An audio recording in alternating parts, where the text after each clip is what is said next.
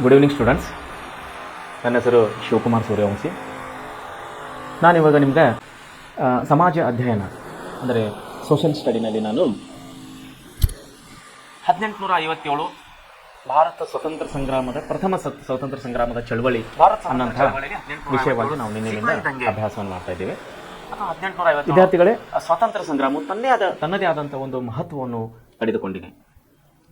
ಅದರಲ್ಲಿ ನಾವು ನಿನ್ನೆ ಸ್ವತಂತ್ರ ಸಂಗ್ರಾಮಕ್ಕೆ 1857 ಸ್ವತಂತ್ರ ಸಂಗ್ರಾಮಕ್ಕೆ ಪೂರಕವಾದಂತಹ ಕಾರಣಗಳನ್ನು ನಾವು ನಿನ್ನೆ ನೋಡಿದ್ದೇವೆ. ಅದರಲ್ಲಿ ವಿಶೇಷವಾಗಿ ರಾಜಕೀಯ ಕಾರಣ, ಆರ್ಥಿಕ ಕಾರಣ ಮತ್ತು ಸೈನಿಕ ಕಾರಣಗಳನ್ನು ನಾವು ನಿನ್ನೆ ವಿಶೇಷವಾಗಿ ನೋಡಿದ್ದೇವೆ. ಇವತ್ತಿನ ದಿವಸ ನಾವು ಹೋರಾಟದ ಸ್ಫೋಟ ಮತ್ತು ಹರಡುವಿಕೆ, ಹೋರಾಟದ 1857 ಭಾರತದ ಪ್ರಥಮ ಸ್ವಾತಂತ್ರ್ಯ ಚಳವಳಿ, ಭಾರತದ ಪ್ರಥಮ ಸ್ವಾತಂತ್ರ್ಯ ಸಂಗ್ರಾಮ,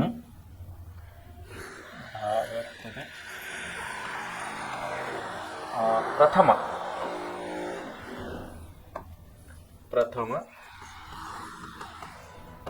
ಸ್ವಾತಂತ್ರ್ಯ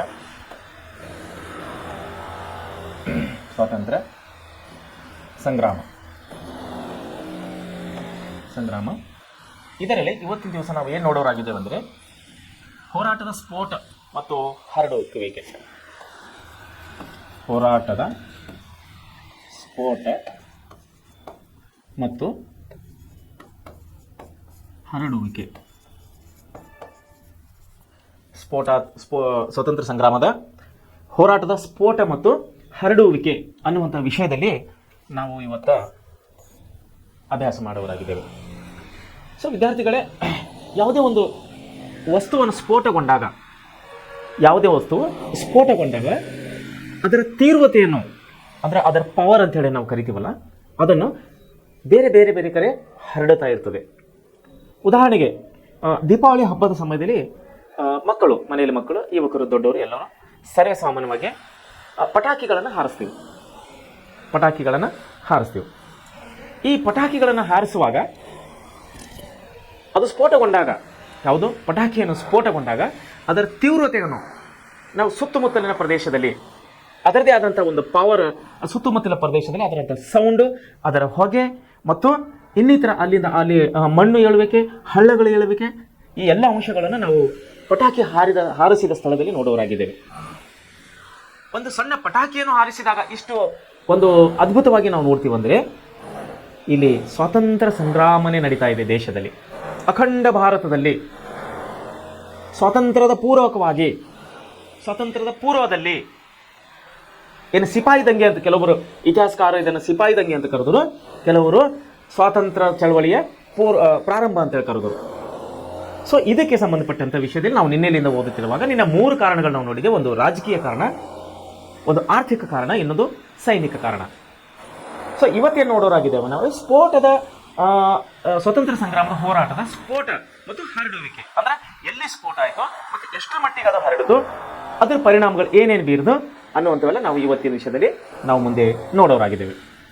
ಸೊ ವಿದ್ಯಾರ್ಥಿಗಳೇ, ನಿನ್ನೆ ಹೇಳಿದಂಥ ವಿಷಯವನ್ನು ತಾವೆಲ್ಲರೂ ಒನ್ಸ್ ಅಗೇನ್ ರಿಪೀಟ್ ಮಾಡಿಕೊಂಡು, ತಾವು ಮನೆಯಲ್ಲಿ ಓದುವಾಗ ಒನ್ಸ್ ಅಗೇನ್ ರಿಪೀಟ್ ಮಾಡಿಕೊಂಡು, ಫ್ಲ್ಯಾಶ್ ಬ್ಯಾಕ್ ಅಂತೀವಲ್ಲ ನಾವು, ರಿವೈಸ್ ಅಂತೀವಿ, ಪುನರಾವರ್ತನೆ ಅಂತ ನಾವು ಕನ್ನಡದಲ್ಲಿ ಕರಿತೀವಿ. ಒಂದ್ಸಾರಿ ತಾವು ಪುನರಾವರ್ತನೆ ಮಾಡಿಕೊಂಡು ನೀವು ಸೆಕೆಂಡ್ ಸ್ಟೇಜ್ ಅಂದರೆ 2ನೇ ಹಂತಕ್ಕೆ ಹೋಗಿ ಅಭ್ಯಾಸ ಮಾಡೋದು ಒಳ್ಳೆಯದಂತೇಳಿ ನನ್ನ ಅಭಿಪ್ರಾಯವಾಗಿದೆ. ಸೊ ವಿದ್ಯಾರ್ಥಿಗಳೇ, ಇವತ್ತಿನ ವಿಷಯದಲ್ಲಿ ನಾವೀಗ ಸ್ಫೋಟ ಮತ್ತು ಹರಡುವಿಕೆ, 1857 ಪ್ರಥಮ ಭಾರತ ಸ್ವತಂತ್ರ ಸಂಗ್ರಾಮದ ಸ್ಫೋಟ ಮತ್ತು ಹರಡುವಿಕೆ ವಿಷಯದಲ್ಲಿ ನಾವು ನೋಡೋರಾಗಿದ್ದೇವೆ. ಸೊ ಯಾವ ರೀತಿ ಸ್ಫೋಟ ಆಗ್ತಾ ಇದೆ, ಅದು ಯಾವ ರೀತಿ ಅನ್ಯ ಸ್ಥಳಗಳಲ್ಲಿ ಅದು ಹರಡ್ತಾ ಇದೆ ಅನ್ನೋದ್ರ ಬಗ್ಗೆ ನಾವು ಈಗ ನೋಡೋದಾದರೆ, ಇಂಗ್ಲಿಷ್ ಸೇನೆಯಲ್ಲಿದ್ದ ಹೆಚ್ಚಿನ ಪ್ರಮಾಣದ ಭಾರತೀಯರು, ನೋಡ್ರಿ, ಇಂಗ್ಲಿಷ್ ಸೇನೆಯಲ್ಲಿ ಅಂದರೆ ಬ್ರಿಟಿಷ್ ಸೈನಿಕರಲ್ಲಿ, ಬ್ರಿಟಿಷ್ ಆರ್ಮಿಯಲ್ಲಿ ಇದ್ದಂತಹ ಬಹುತೇಕ ಹೆಚ್ಚಿನ ಪ್ರಮಾಣದ ಭಾರತೀಯರು ನಮ್ಮ ದೇಶದ ಸೈನಿಕರಾಗಿದ್ದರು. ವಿದ್ಯಾರ್ಥಿಗಳೇ, ನಾವೊಂದು ಯೂಟ್ಯೂಬ್ ಚಾನಲ್ನ ನೋಡಿದ್ದೆ. ಒಬ್ಬ ಬ್ರಿಟಿಷ್ ಅಧಿಕಾರಿ ಏನು ಹೇಳ್ತಾ ಇದ್ರು, ಭಾರತರು ಬ್ರಿಟಿಷಕ್ಕೆ ಬಂದಾಗ ಕೇವಲ 300 ಜನರು ಅನ್ನುವಂಥ ವಿಷಯವನ್ನು ನಾವು ನೋಡಿದ್ದೇನೆ. ಇದೇ ವಿಷಯದಲ್ಲಿ ಮುಂದೆ ಬರುತ್ತಾ ನಾವೊಂದು ಯುದ್ಧದಲ್ಲಿ, ಸ್ವತಂತ್ರ ಸಂಗ್ರಾಮದ ಬಹುಶಃ ಒಂದು ಯಾವುದೋ ಯುದ್ಧನ ನೋಡಿದ್ದೆ. 3,000 ಸೈನಿಕರು ಕೇವಲ ಬ್ರಿಟಿಷರು ಆಗಿದ್ದರು, 50,000 ಸೈನಿಕರು ನಮ್ಮ ಭಾರತೀಯರಾಗಿದ್ದರು ಅನ್ನುವಂಥ ಅಂಶವನ್ನು ನಾವೊಂದು ವಿಡಿಯೋದಲ್ಲಿ ನೋಡಿದ್ದೇನೆ. ಸೊ ಹೇಳುವ ಉದ್ದೇಶವೇನೆಂದರೆ, ಬ್ರಿಟಿಷ್ ಸೈನಿಕರಲ್ಲಿ ನಮ್ಮ ಭಾರತೀಯ ಸೈನಿಕರು ಹೆಚ್ಚಿನ ಪ್ರಮಾಣದಲ್ಲಿ ಇದ್ದರು. ನೋಡಿ, ಹೆಚ್ಚಿನ ಪ್ರಮಾಣದ ಭಾರತೀಯ ಸಿಪಾಯಿಗಳು ತಾವೆಲ್ಲರೂ ಒಂದಾಗಿ ಹೋರಾಡಿದರೆ. ನೋಡಿ, ತಾವೆಲ್ಲರೂ ಅಂದರೆ ಯಾರು? ಬ್ರಿಟಿಷ್ ಸೈನಿಕರಲ್ಲಿ ಇದ್ದಂತಹ ಭಾರತೀಯ ಹೆಚ್ಚಿನ ಪ್ರಮಾಣದ ಸೈನಿಕರು. ಅವರೇನು ವಿಚಾರ ಮಾಡ್ತಾ ಇದ್ದಾರೆ ಅಂದರೆ, ನಾವು ಭಾರತೀಯ ಸೈನಿಕರೆಲ್ಲರೂ ಒಂದಾಗಿ ಬ್ರಿಟಿಷರ ವಿರುದ್ಧವಾಗಿ ಹೋರಾಡಿದರೆ. ವಿದ್ಯಾರ್ಥಿಗಳು ತಾವು ಕನ್ಫ್ಯೂಸ್ ಮಾಡ್ಕೊಳ್ಬಾರ್ದು. ಏನು ಹೇಳ್ತಾ ಇದ್ದಾರೆ ಇಲ್ಲಿ? ಇಂಗ್ಲಿಷ್ ಸೇನೆಯಲ್ಲಿದ್ದ ಹೆಚ್ಚಿನ ಪ್ರಮಾಣದ ಭಾರತೀಯ ಸಿಪಾಯಿಗಳು ತಾವೆಲ್ಲರೂ ಒಂದಾಗಿ ಹೋರಾಡಿದರೆ ಇಂಗ್ಲಿಷರನ್ನು ಭಾರತದಿಂದ ಓಡಿಸಬಹುದು, ಇಂಗ್ಲಿಷರನ್ನು ಭಾರತದಿಂದ ಓಡಿಸಬಹುದು ಎಂಬ ಆತ್ಮವಿಶ್ವಾಸವನ್ನು ಅವರು ಹೊಂದಿದರು. ಯಾರು? ಭಾರತೀಯ ಸೈನಿಕ. ಅದನ್ನು ಹಿಂದಿದಾಗ ನಾವು ಹೇಳ್ತೀವಿ ಏಕತಾ ಮೇ ಬಲ ಇರ್ತಾರೆ. ಅದನ್ನು ನಾವು ಕನ್ನಡದಲ್ಲಿ ಹೇಳಬೇಕಾದ್ರೆ ಒಗ್ಗಟ್ಟಿನಲ್ಲಿ ಬಲವಿದೆ ಎಂಬಂಥ ಅಂಶವನ್ನು ನಾವು ನೋಡೋರಾಗಿದ್ದೇವೆ. ಅದನ್ನೇ ಒಂದು ಸಿನಿಮಾ ನಾನು ಡೈಲಾಗ್ನಲ್ಲಿ ಕೇಳಿದ್ದೆ, ನಾನು ಹಿಂದಿ ಸಿನಿಮಾನಲ್ಲಿ ಏನಂದರೆ, ಏಕ್ ಲಾಠಿ ಕೋ ತೋ ಕೋई भी तोड़ सकता है, एक लाठी को कोई भी तोड़ सकता है, लेकिन लाठी की भारा जो भारा होता है, जो लाठी को भारे की तोड़ना मुश्किल होता है.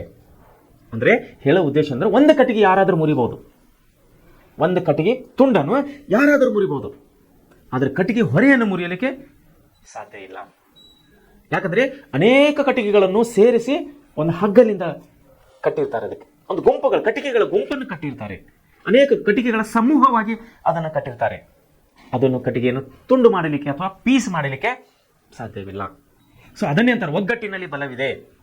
ಏಕತಾ ಮೇ ಬಲ್ ಹೈ, ಏಕ್ ಲಾಠಿ ಕೋ ಕೋई भी तोड़ सकता है, लेकिन लाठी को भारे को तोड़ना मुश्किल है ಅಂತ ಒಂದು ಸಿನಿಮಾ ಡೈಲಾಗ್ ಅನ್ನು ಕೂಡ ನನಗೆ ಈ ಹೊತ್ತಿನಲ್ಲಿ ನೆನಪಾಗ್ತಾ ಇದೆ ವಿದ್ಯಾರ್ಥಿಗಳೇ. ಅಂದರೆ ಹೇಳೋ ಉದ್ದೇಶ ಅಂದರೆ, ನಮ್ಮ ಭಾರತೀಯ ಸೈನಿಕರು ಎಲ್ಲರೂ ಒಂದಾಗಿ ಬ್ರಿಟಿಷರ ವಿರುದ್ಧವಾಗಿ ಹೋರಾಡಿದರೆ ಬ್ರಿಟಿಷರನ್ನು ಅದೇ ಸಮಯದಲ್ಲಿ ನಮ್ಮ ದೇಶದಿಂದ ಅವರನ್ನು ಓಡಿಸಬಹುದಾಗಿತ್ತು. ಇದನ್ನು ಯಾರು ವಿಚಾರ ಮಾಡ್ತಾ ಇದ್ದಾರೆ? ಇದರ ಬಗ್ಗೆ ಯಾರು ಥಿಂಕ್ ಮಾಡ್ತಾ ಇದ್ದಾರೆ ಅಂದರೆ, ಬ್ರಿಟಿಷ್ ಸೇನೆಯಲ್ಲಿದ್ದ ಹೆಚ್ಚಿನ ಭಾರತೀಯ ಸೈನಿಕರು. ಸೊ ಮುಂದೆ ಏನಾಗ್ತಾ ಇದೆ, ಈ ಸನ್ನಿವೇಶದಲ್ಲಿ, ಯಾವ ಸನ್ನಿವೇಶದಲ್ಲಿ? 1857 ಸ್ವತಂತ್ರ ಸಂಗ್ರಾಮದ ಸನ್ನಿವೇಶದಲ್ಲಿ ಏನು ಹೇಳ್ತಾ ಇದ್ದಾರೆ?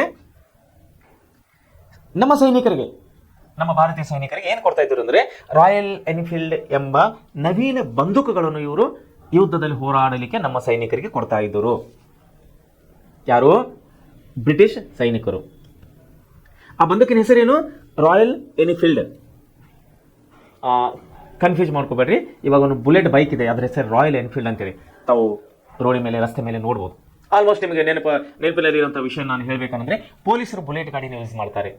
ಬಹುತೇಕ ಪೊಲೀಸರು ಈಗ ಇತ್ತೀಚೆಗೆ ಅವರು ಕೂಡ ಬುಲೆಟ್ಗಳನ್ನು ತೆಗೆದು ಬೇರೆ ಬೇರೆ ಕಂಪನಿಗಳ ಬೈಕನ್ನು ಕೂಡ ಪೊಲೀಸರು ಯೂಸ್ ಮಾಡ್ತಾ ಇದ್ದಾರೆ ಲೋಕಲ್ ಆಗಿ. ಆದರೆ ಇದೇ ನಾವು ಸುಮಾರು ಒಂದು 10, 15, 20 ವರ್ಷ ಕೆಳಗಡೆ ಹೋದಾಗ ಯಾವುದೋ ಒಂದು ಬುಲೆಟ್ ಗಾಡಿ ಸದ್ದು ಬರ್ತಾ ಇದೆ ಅಂದರೆ ಅರ್ಥ ಆ ಸ್ಥಳದಲ್ಲಿ ಪೊಲೀಸರು ಬರ್ತಾ ಇದ್ದಾರೆ. ಯಾಕೆ? ಆ ಬುಲೆಟ್ ಸೌಂಡ್ ಏನಿದೆಲ್ಲ ಪೊಲೀಸರಿಗೆ ಮಾತ್ರ ಇತ್ತು.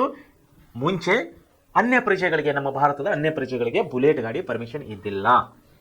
ತದನಂತರ ಸರ್ಕಾರ ಪೊಲೀಸರಿಗೆ ಬಿಟ್ಟು ನಮ್ಮ ಸಾಮಾನ್ಯ ಪ್ರಜೆಗಳಿಗೆ ಕೂಡ ಬುಲೆಟ್ ಗಾಡಿ ನಡೆಸಲಿಕ್ಕೆ ಪರ್ಮಿಷನ್ ಕೊಟ್ಟಿದೆ. ಸೊ ಹೀಗಾಗಿ ದುಡ್ಡು ಇದ್ದವರು, ಯಾಕಂದರೆ ದೊಡ್ಡ ಪ್ರಮಾಣದ ದೊಡ್ಡ ರೇಟ್ ಅದು, ಬುಲೆಟ್ ಗಾಡಿ ದೊಡ್ಡ ರೇಟ್ ಅದು. ಬೇರೆ ಅದರ್ ಕಂಪನಿ ವೈಸ್ ನಾವು ಕಂಪ್ಯಾರಿಸನ್ ಮಾಡಿದಾಗ ಬೇರೆ ಕಂಪನಿಗಳಿಗಿಂತ ಬುಲೆಟ್ ಗಾಡಿ ರೇಟ್ ಜಾಸ್ತಿ ಇದೆ. ಸೊ ಹೀಗಾಗಿ ದುಡ್ಡಿದ್ದವರು ಬುಲೆಟ್ ಗಾಡಿ ಹೊಡಿಬಹುದು ಮತ್ತು ನಮ್ಮ ಸರ್ಕಾರದ ಆದೇಶ ಪರವಾಗಿ ಈಗ ದುಡ್ಡಿದ್ದವರು ಸುಮಾರು ಜನ ಬುಲೆಟ್ ಗಾಡಿ ಹೊಡಿತಾ ಇದ್ದಾರೆ. ಪೊಲೀಸರು ಕೂಡ ಏನು ಮಾಡಿದ್ದಾರೆ, ಇವಾಗ ಬುಲೆಟ್ ಗಾಡಿ ಸ್ವಲ್ಪ ಕಡಿಮೆ ಮಾಡಿಕೊಂಡು ಅನ್ಯ ಕಂಪನಿ ಗಾಡಿ, ಬಜಾಜ್ ಪಲ್ಸರ್, ಇನ್ನಿತರ ಅಪಾಚಿ, ಇಂಥ ಕೆಲವೊಂದು ಗಾಡಿಗಳು ನಾನು ಕಣ್ಣಿಂದ ನೋಡಿದ್ದೇನೆ ಪೊಲೀಸರ ಹತ್ರ. ಸೊ ಹೇಳೋ ಉದ್ದೇಶ ಏನಂದರೆ, ರಾಯಲ್ ಎನ್ಫೀಲ್ಡ್ ಅನ್ನೋದು ಒಂದು ಕಂಪನಿ, ಬುಲೆಟ್ ಗಾಡಿ ಕಂಪನಿ ಹೆಸರದು. ಅದು ಬ್ರಿಟಿಷ್ ಕಂಪನಿ, ಇಂಗ್ಲೆಂಡ್ ದೇಶದ ಕಂಪನಿ ಅದ. ಆ ಕಂಪನಿಯನ್ನು ತಯಾರು ಮಾಡಿದಂಥ ಬಂದೂಕುಗಳು, ರಾಯಲ್ ಎನ್ಫೀಲ್ಡ್ ಕಂಪನಿಯವರು ತಯಾರು ಮಾಡಿದಂಥ ಬಂದೂಕನ್ನು ನಮ್ಮ ದೇಶದ ಸೈನಿಕರಿಗೆ ಬ್ರಿಟಿಷರು ಕೊಡ್ತಾ ಇದ್ದರು ಯುದ್ಧದ ಸಮಯದಲ್ಲಿ. ಸೊ ಏನಾಗ್ತಾ ಇತ್ತು ಮುಂದಂದ್ರೆ, ನೋಡಿ ಈ ಸನ್ನಿವೇಶದ ಸೈನಿಕರಿಗೆ ರಾಯಲ್ ಎನ್ಫೀಲ್ಡ್ ಎಂಬ ನವೀನ ಬಂದೂಕುಗಳನ್ನು ನೀಡುತ್ತಿದ್ದರು. ಯಾರು? ಬ್ರಿಟಿಷರು. ಬಂದೂಕುಗಳಿಗೆ ಉಪಯೋಗಿಸುತ್ತ ತುಪಾಕಿಗಳು ಅಂದರೆ ಹಿಂದ್ಗಡೆ ಅದಕ್ಕೆ ಬಟನ್ ಕ್ಲಿಕ್ ಮಾಡ್ತಾರಲ್ಲ, ಬಂದೂಕು ಹೇಗಿರ್ತಾರೆ, ಗೊತ್ತಾಗಿರ್ತಲ್ಲ, ಹೀಗಿರ್ತಲ್ಲ ಬಂದೂಕು. ಸೊ ಇದಕ್ಕೆ ಇಲ್ಲಿ ಒಂದು ಕ್ಲಿಕ್ ಮಾಡ್ಲಿಕ್ಕೆ ಒಂದು ತುಪಾಕಿ ಅಂತ ಇರುತ್ತೆ. ಇಲ್ಲಿಗೆ ಮುಂದೆ ತೊಗೊಂಡು ಹಿಂದೆ ಮಾಡಿ ಕ್ಲಿಕ್ ಮಾಡಿದ ಮೇಲೆ ಮುಂದದು ಬುಲೆಟ್ ಹೋಗುತ್ತೆ ಅದು. ಸೊ ಅದು ಮುಂದೆ ಹಿಂದೆ ಮಾಡುವಂಥ ಕ್ಲಿಕ್ ಮಾಡುವಂಥ ಇದೆ ಅಲ್ಲ, ಅದು ತುಪಾಕಿ ಅಂತ ಹೇಳೋದಕ್ಕೆ ನಾವು ಅಲ್ಲಿ ಒಂದು ತುಪಾಕಿ ಅಂತ ಅದ್ರ ಹೆಸರಿದೆ ಅದು. ತುಪಾಕಿಗಳಿಗೆ ಅಂದರೆ ಮುಂದೆ ಹಿಂದೆ ಮಾಡುವಂಥ ತುಪಾಕಿಗಳಿಗೆ ಬ್ರಿಟಿಷರು ಏನು ಮಾಡಿದರು ಅಂದ್ರೆ ಹಂದಿ ಮತ್ತು ಹಸಿವಿನ ಮಾಂಸವನ್ನು ಸವರಿದರು. ಯಾವುದಕ್ಕೆ? ಬಂದೂಕಿಗೆ. ಬ್ರಿಟಿಷರು ಏನು ಮಾಡಿದಾರಂತ ಬಂದೂಕಿಗೆ ಹಂದಿ ಮತ್ತು ಹಸುವಿನ ಮಾಂಸವನ್ನು ತಂದು ಆ ಬಂದೂಕಿಗೆ ಸವರಿ, ಅಂದರೆ ಅದಕ್ಕೆ ಹಚ್ಚಿ ಲೇಪನ ಮಾಡಿ ಪೇಸ್ಟಿಂಗ್ ಮಾಡಿ ಅದಕ್ಕೆ ಒರೆಸಿ ತಿಕ್ಕಿ ಆ ಬಂದೂಕ್ ಅನ್ನೋದು ನಮ್ಮ ಭಾರತೀಯ ಸೈನಿಕರಿಗೆ ಯುದ್ಧದಲ್ಲಿ ಬಳಸಲಿಕ್ಕೆ ಕೊಡ್ತಾ ಇದ್ದರು ಬ್ರಿಟಿಷರು. ಯಾಕೆ ಅವರು ಈ ರೀತಿ ಮಾಡಿದ್ರು ಅಂದ್ರೆ,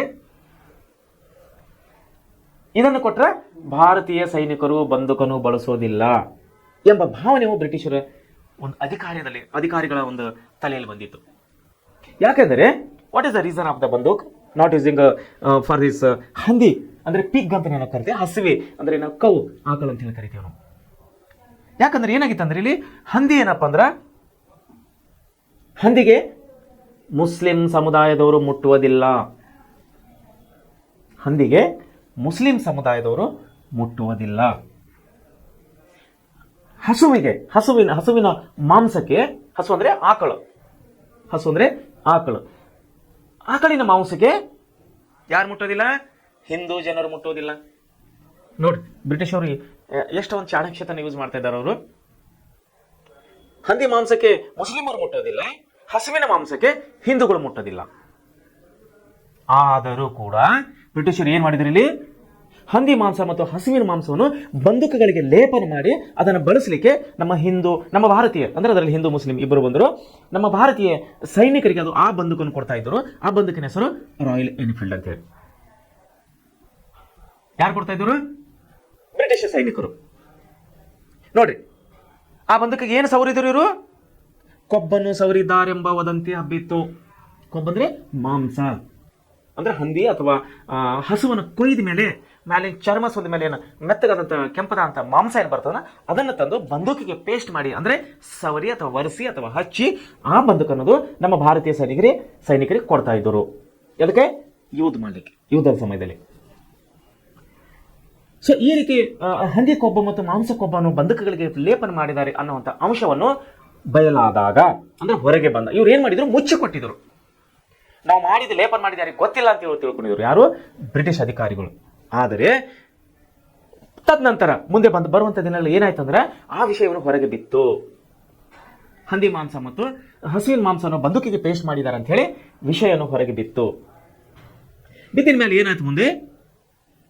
ಹಿಂದೂಗಳಿಗೆ ಹಸು ಪವಿತ್ರವಾದರೆ, ನೋಡ್ರಿ, ನಮ್ಮ ಹಿಂದೂಗಳು ಆಕಳು ತಿಂತಾರೆ, ಹಸು ತಿಂತಾರೆ? ತಿನ್ನಂಗಿಲ್ಲ, ಮುಟ್ಟೋದಿಲ್ಲ. ಅದಕ್ಕೆ ಹಸುವಿನ ಮಾಂಸಕ್ಕೆ ಮುಟ್ಟೋದಿಲ್ಲ. ಇದು ಗೊತ್ತಿತ್ತು ವಿಷಯ ಬ್ರಿಟಿಷರಿಗೆ. ಸೊ ಏನ್ ಮಾಡ್ತಾ ಇದ್ದಾರೆ? ಹಿಂದೂಗಳೇ ಹಸು ಪವಿತ್ರವಾದರೆ ಮುಸ್ಲಿಮರಿಗೆ ಹಂದಿಯ ನಿಷಿದ್ಧವಾಗಿತ್ತು. ಹಂದಿಗೆ ಮುಟ್ಕೊಳ್ಳೋದಿಲ್ಲ ಮುಸ್ಲಿಂ ಸಮುದಾಯದವರು, ಮುಸ್ಲಿಂ ಬಾಂಧವರು. ಯಾಕೆಂದ್ರೆ ಅವರಿಗೆ ಅದು ಅಪವಿತ್ರ.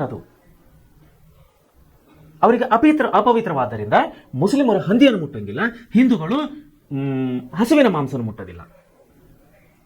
ಇದನ್ನರಿತ ಬ್ರಿಟಿಷ್ ಅಧಿಕಾರಿಗಳು ಏನ್ ಮಾಡಿದ್ರು? ಹಂದಿ ಮಾಂಸ ಮತ್ತು ಹಸುವಿನ ಮಾಂಸವನ್ನು ರಾಯಲ್ ಎನ್ಫೀಲ್ಡ್ ಎಂಬಂತ ಬಂದೂಕಿಗೆ ಲೇಪನ ಮಾಡಿ ಆ ಬಂದೂಕುಗಳನ್ನು ನಮ್ಮ ಭಾರತೀಯ ಸೈನಿಕರಿಗೆ ಕೊಡ್ತಾ ಇದ್ರು ಯುದ್ಧದಲ್ಲಿ ಭಾಗವಹಿಸಲಿಕ್ಕೆ, ಹೋರಾಡಲಿಕ್ಕೆ.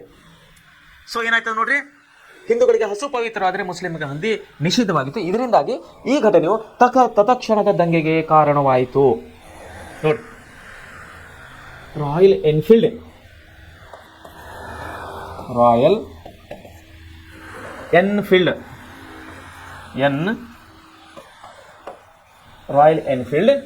ಬಂದೂಕು ಏನ್ ಮಾಡಿದ್ರು ಇವರು? ಅದಕ್ಕೆ ಹಂದಿ ಮತ್ತು ಹಸುವಿನ ಕೊಬ್ಬನ್ನು ಲೇಪನ ಮಾಡಿದರು.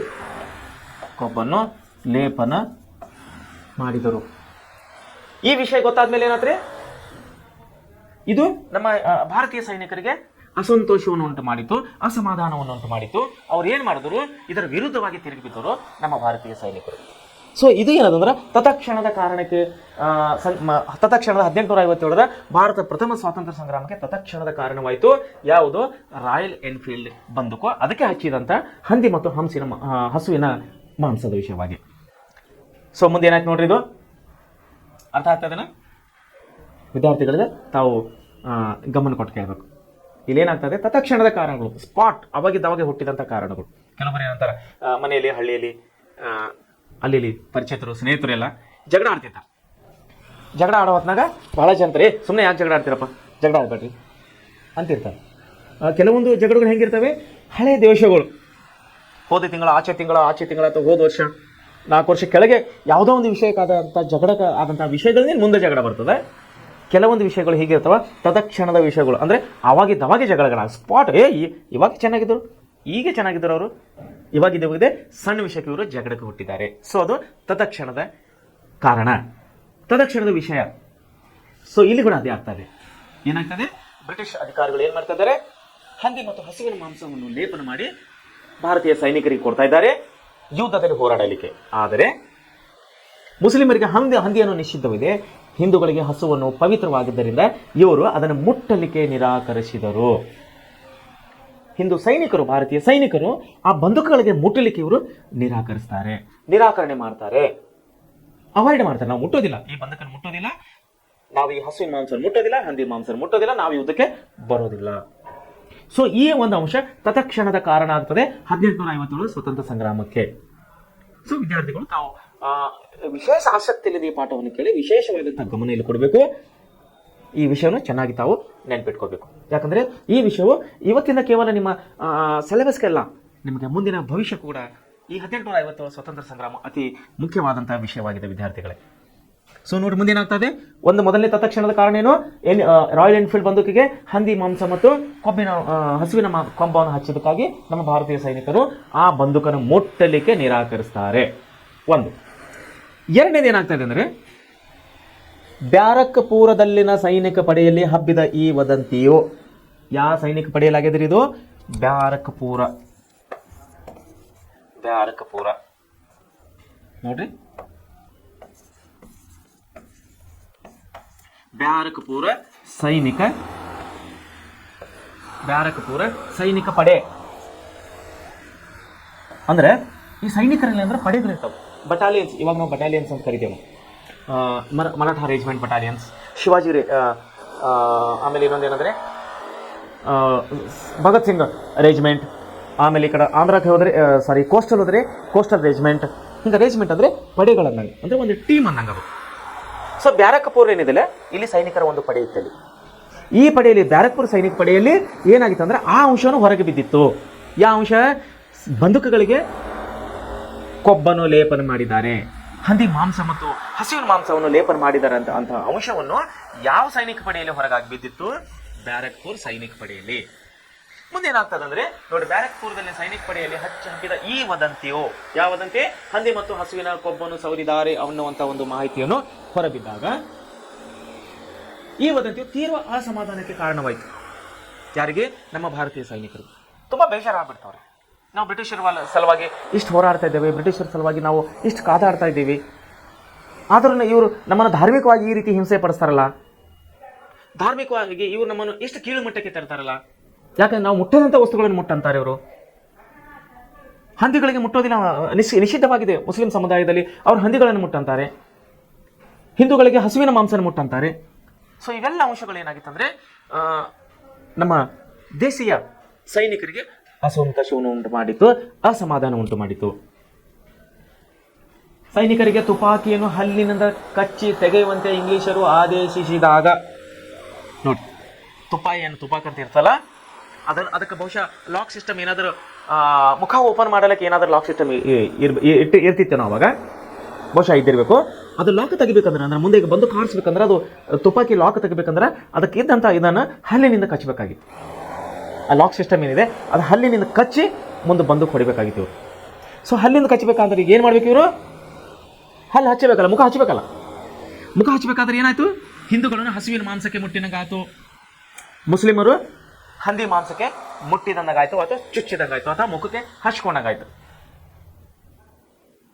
ಮಾಡ್ತಾರದು, ಆ ಕೆಲಸ ಮಾಡ್ತಾರೆ ಮುಸ್ಲಿಂ ಸಮುದಾಯರು. ಹಂದಿಗಳನ್ನು ತಿಂತಾರೆ, ಹಿಂದೂಗಳು ಹಸುವನ್ನು ತಿನ್ನೋದಿಲ್ಲ. ಸೊ ಇದೇ ಕಾರಣ ಏನಾಯ್ತು ಅಂದ್ರೆ ತತ್ಕ್ಷಣದ ಕಾರಣಕ್ಕೆ ಆಗಿತ್ತು. ಬಟ್ ಈ ವಿಷಯ ಎಲ್ಲಿ ಹೊರಗೆ ಬಿತ್ತಂದ್ರೆ ಬ್ಯಾರಕ್ಪುರ ಸೈನಿಕ ಪಡೆಯಲ್ಲಿ ಈ ವಿಷಯವನ್ನು ಹೊರಗೆ ಬಿದ್ದಾಗ ಇದನ್ನು ಸೈನಿಕರಿಗೆ ತುಪಾಕಿಯನ್ನು ಹಲ್ಲಿನಿಂದ ಕಚ್ಚಿ ತೆಗೆಯುವಂತೆ ಇಂಗ್ಲಿಷರು ಆದೇಶಿಸಿದಾಗ ಇದನ್ನು ನಿರಾಕರಿಸಿ ಮೇಲಧಿಕಾರಿಗಳ ವಿರುದ್ಧ ಬ್ಯಾರಕ್ಪುರದ ಸೈನಿಕರು ಬಂಡಾಯ ಹೇಳ್ತಾರೆ. ನೋಡಿ, ಬ್ಯಾರಕ್ಪುರ್ ಸೈನಿಕ ಕಮಾಂಡಲ್ಲಿ ಏನಾಗ್ತಾ ಇದ್ದಾರೆ, ಮೇಲಧಿಕಾರಿಗಳು ಏನ್ ಮಾಡ್ತಾ ಇದ್ದಾರೆ, ಅವರಿಗೆ ಆದೇಶ ಮಾಡ್ತಾ ಇದ್ದಾರೆ, ಈ ತುಪಾಕಿಗೆ ಹಚ್ಚಿದಂತ ಲಾಕನ್ನು ನೀವು ಹಲ್ಲಿನ ತೆಗಿಬೇಕು, ತೆಗೆದು ನೀವು ಬಂದೂಕನ್ನು ಹುಡಬೇಕಂತ ಆದೇಶ ಮಾಡಿದಾಗ ನಮ್ಮ ಭಾರತೀಯ ಸೈನಿಕರು ನಿರಾಕರಣೆ ಮಾಡ್ತಾರೆ, ಅವಾಯ್ಡ್ ಮಾಡ್ತಾರೆ. ವಲ್ಲ, ನಾವು ಇದನ್ನು ಮುಟ್ಟೋದಿಲ್ಲ, ನಾವು ಮುಟ್ಟಂಗಿಲ್ಲ ಅಂತೇಳಿ ನಮ್ಮ ದೇಶೀಯ ಸೈನಿಕರು ನಿರಾಕರಣೆ ಮಾಡ್ತಾರೆ. ಆಗ ಏನಾಗ್ತದೆ ನೋಡ್ರಿ ಮುಂದೆ. ಇದೇ ಸಂದರ್ಭದಲ್ಲಿ ಮಂಗಲ್ ಪಾಂಡೆ ಎಂಬ ಸೈನಿಕನು ಬ್ರಿಟಿಷ್ ಸೈನ್ಯದ ಅಧಿಕಾರಿಯೊಬ್ಬನನ್ನು ಕೊಂದನು. ಮಂಗಲ್ ಪಾಂಡೆ ನೋಡಿದ್ರೆ? ನೋಡಿಲ್ಲ. ಮಂಗಲ್ ಪಾಂಡೆ ಹೆಸರ ಮೇಲೆ ಸಿನಿಮಾಗಳು ಬಂದವು ದೇಶೀಯ ಭಾಷೆಗಳಲ್ಲಿ, ಅಂದರೆ ಕನ್ನಡ, ತೆಲುಗು, ತಮಿಳ್ ಕೂಡ ಬಂದಿದೆ.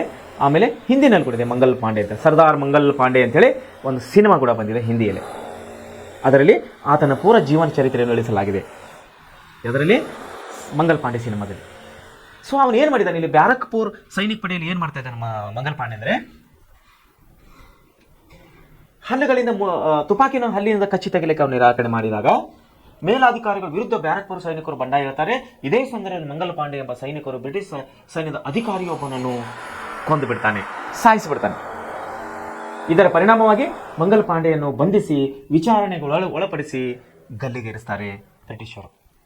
ನೋಡ್ರಿ, ಅವರು ಯಾವ ರೀತಿ ವ್ಯವಸ್ಥಿತವಾದಂತಹ ಸ್ಟೆಪ್ ಬೈ ಸ್ಟೆಪ್ ಅಂತ ನಾವು ಕರಿತೀವಲ್ಲ, ವ್ಯವಸ್ಥಿತವಾದಂತಹ ಒಂದು ದಾರಿಯಲ್ಲಿ ದೇಶವನ್ನು ಯಾವ ರೀತಿ ಅವ್ರ ಕೈಗೆಲೆ ತಗೋಬೇಕು, ಯಾವ ರೀತಿ ದೇಶವನ್ನು ಆಡಳಿತ ಇಡೀ ದೇಶವನ್ನು ಅವ್ರು ಯಾವ ರೀತಿ ಆಡಳಿತಕ್ಕೆ ಹಾಕಬೇಕನ್ನುವಂಥ ಒಂದು ಪ್ಲಾನ್ ಇಟ್ಕೊಂಡು ಬರುವಾಗ ಅದಕ್ಕೆ ವಿರುದ್ಧವಾಗಿ ಬರ್ತಾನೆ ಮಂಗಲ್ ಪಾಂಡೆ. ಸೊ ಅವನನ್ನು ಏನು ಮಾಡ್ತಾರೆ, ವಿಚಾರಣೆಗೆ ಒಳಪಡಿಸ್ತಾರೆ. ಯಾರಿಗೆ? ಮಂಗಲ್ ಪಾಂಡೆಗೆ. ವಿಚಾರಣೆಗೊಳಿಸಿಪಡಿಸಿದಾಗ ಅವನು ತಪ್ಪಿಸ್ತನು, ಅಂದರೆ ಬ್ರಿಟಿಷ್ ಸೈನಿಕರ ವಿರುದ್ಧವಾಗಿ ಇವನು ಮಾತಾಡಿದ್ದಾನೆ, ಎದುರು ಹಾಕಿಕೊಂಡಿದ್ದಾನೆ, ಬ್ರಿಟಿಷ್ ಅಧಿಕಾರಿಗಳ ಏನಂತೀರಿ ಹೇಳಿದಂಥ ಮಾತುಗಳನ್ನು ಕೇಳಿಲ್ಲ, ಅವರ ಆದೇಶಗಳನ್ನು ಪಾಲನೆ ಮಾಡಿಲ್ಲ, ಅವರ ಆದೇಶಗಳನ್ನು ನಿರಾಕರಿಸಿದ್ದಾನೆ ಅನ್ನುವಂಥ ವಿಷಯವನ್ನು ಮುಂದಿಟ್ಕೊಂಡು ಅವನನ್ನು ಗಲ್ಲಿಗೇರಿಸ್ತಾರೆ ಮಂಗಲ್ ಪಾಂಡೆಯನ್ನು. ಯಾವ ಒಂದು ಸೈನಿಕ ಪಡೆಯಲ್ಲಿ ಇದು? ಬ್ಯಾರಕ್ಪುರ್ ಸೈನಿಕ ಪಡೆಯಲ್ಲಿ ನಡೆದಂಥ ಘಟನೆ ಇದು.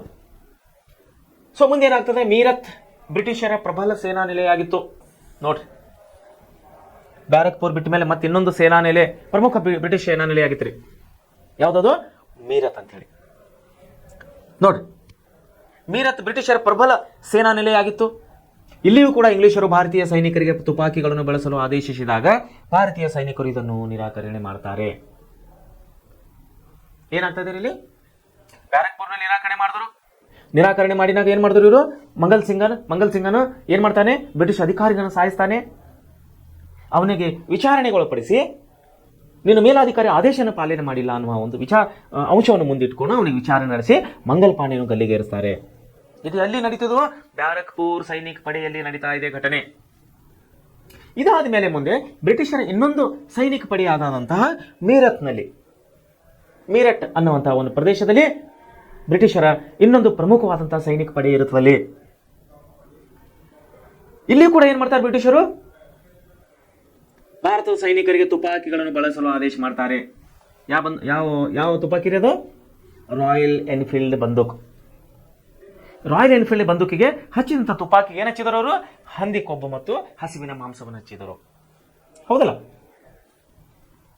ಸೊ ಈ ಬಂದೂಕನ್ನು, ಈ ತುಪಾಕಿಗಳನ್ನು ಹಲ್ಲಿನಿಂದ ತೆಗಿಬೇಕು ಅಂತ ಹೇಳಿ ಬ್ರಿಟಿಷ್ ಅಧಿಕಾರಿಗಳು ಆದೇಶವನ್ನು ಕೊಟ್ಟಾಗ ಇಲ್ಲಿ ಕೂಡ ಧಿಕ್ಕಾರ ಮಾಡ್ತಾರೆ, ನಿರಾಕರಣೆ ಮಾಡ್ತಾರೆ. ಎಲ್ಲಿ?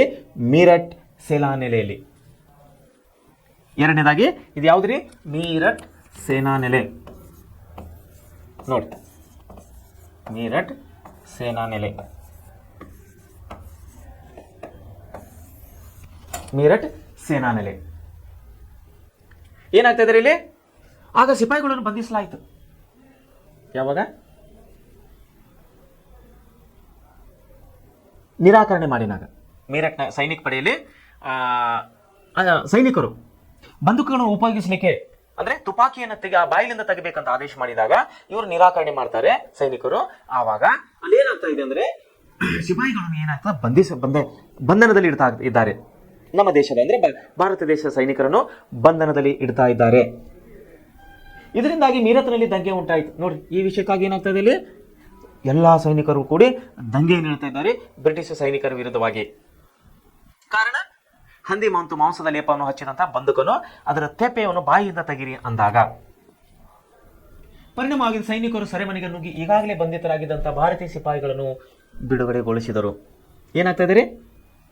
ಪರಿಣಾಮವಾಗಿ ಭಾರತದ ಸಿಪಾಯಿಗಳು ಏನು ಮಾಡ್ತಿದ್ರು, ಇವರು ಜೈಲಿಗಳಿಗೆ ಅಂದರೆ ಬಂದಿಖಾನೆಗಳಿಗೆ ನುಗ್ಗಿ ಬಾಗಿಲುಗಳನ್ನು ತೆಗೆದು ಅಲ್ಲಿ ಒಳಗೆ ಹಾಕಿದಂಥ ಎಲ್ಲ ನಮ್ಮ ಭಾರತೀಯ ಸೈನಿಕರನ್ನು ಹೊರಗೆ ಕಳಿಸ್ತಾ ಇದ್ದಾರೆ. ಎಲ್ಲರನ್ನು ಒಳಗೆ ಹಾಕಿದಂಥ ಬಂಧಿಸಲ್ಪಟ್ಟಂಥ ಎಲ್ಲ ಸೈನಿಕರನ್ನು ಬಂಧನ ಮುಕ್ತ ಅಂದರೆ ಬಿಡುಗಡೆಗೊಳಿಸ್ತಾ ಇದ್ದಾರೆ. ಇದು ಸ್ವಾತಂತ್ರ್ಯ ಸಂಗ್ರಾಮದ ಬೀಜಾಂಕುರಕ್ಕೆ ನಾಂದಿಯಾಯಿತು. ಬೀಜಾಂಕುರ ಅಂದರೆ ಬೀಜ. ಬೀಜ ಏನಾಗ್ತದೆ? ಒಡೆದು ಮೊಳಕೆ ಆಗಬೇಕಾದ್ರೆ ಅಂಕುರ ಆಗ್ತದೆ. ಅದು ಬೀಜನ ಒಡೆದು ಅದರಲ್ಲಿ ಮೊಳಕೆಯನ್ನು ಹುಟ್ಟುತ್ತದಲ್ಲ, ಅದಕ್ಕೆ ನಾವು ಬೀಜಾಂಕುರ ಅಂತ ಹೇಳಿ ಕರಿತೀವಿ. ಸೊ ಇಲ್ಲಿ ಸ್ವತಂತ್ರ ಸಂಗ್ರಾಮದ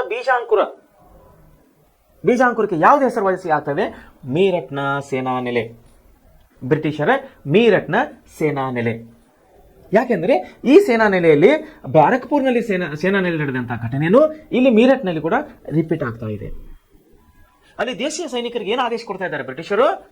ರಾಯಲ್ ಎನ್ಫೀಲ್ಡ್ ಬಂದೂಕಿಗೆ ಅಲ್ಲಿ ಹಚ್ಚಿದಂತ ತೇಪೆಯನ್ನು ತೆಗಿಬೇಕಾದರೆ ಅಲ್ಲಿ ಹಂದಿ ಮತ್ತು ಕಬ್ಬಿನ ಮಾಂಸವನ್ನು ಹಚ್ಚಿದಕ್ಕಾಗಿ ಅದನ್ನು ಬಾಯಿಲಿಂದ ತೆಗಿಬೇಕಾದರೆ ನಮ್ಮ ಭಾರತೀಯ ಸೈನಿಕರು ನಿರಾಕರಣೆಯನ್ನು ಮಾಡ್ತಾ ಇದ್ದಾರೆ.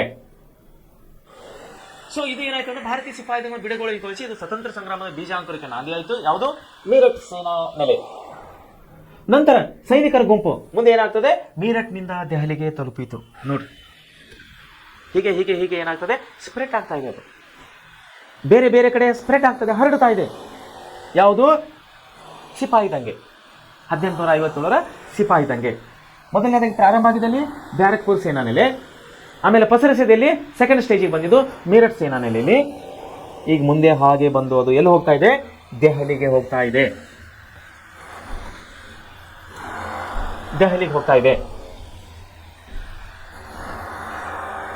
ದೆಹಲಿ ಸೇನಾ ನೆಲೆಗೆ ಈಗ ಹರಡ್ತಾ ಇದೆ. ನೋಡಿ, ಸೈನಿಕರ ಗುಂಪು ಎಲ್ಲಿ ಹೋಗ್ತೀಗ? ಮೀರಟ್ನಿಂದ